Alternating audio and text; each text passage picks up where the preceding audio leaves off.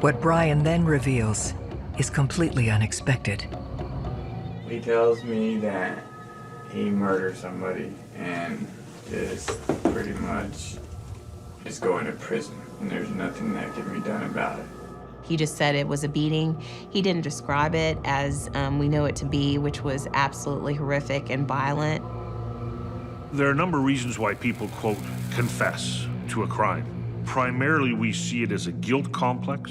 People can't wear it, they can't hide it, they can't keep it in. That's the number one reason why people talk. Number two might be alcohol-fueled or drug-fueled, but then you're only getting a part of a story, as a rule. Usually, if a person's hell-bent to tell a friend of theirs, I did this dastardly deed, they're going to tell them some of the details of the murder itself, but not all of it. I don't know whether he hit her with that pool stick, but he kind of emphasized swinging the pool stick. Okay.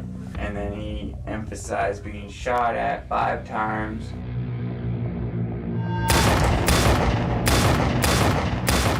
And he said, well, you know, Lance told me that he kept waiting for the 6th shot, and it never came. But it was a 5-shot revolver. But when he heard the window open, he thought the lady was going out through the window. So he ran in there and beat her with his hand and then stabbed her.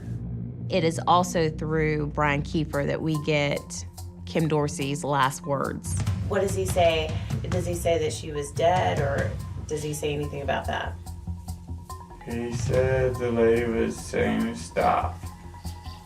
You're killing me." The detail Brian provides about his friend's actions is abnormally specific. And it was information that only somebody that was there would have known. So Brian is, immersed himself in the middle of a homicide, potentially, based on all this information. He's saying Lance did it. Well, how do I know Brian didn't do it? Brian Kiefer claims he knows who killed Kim Dorsey.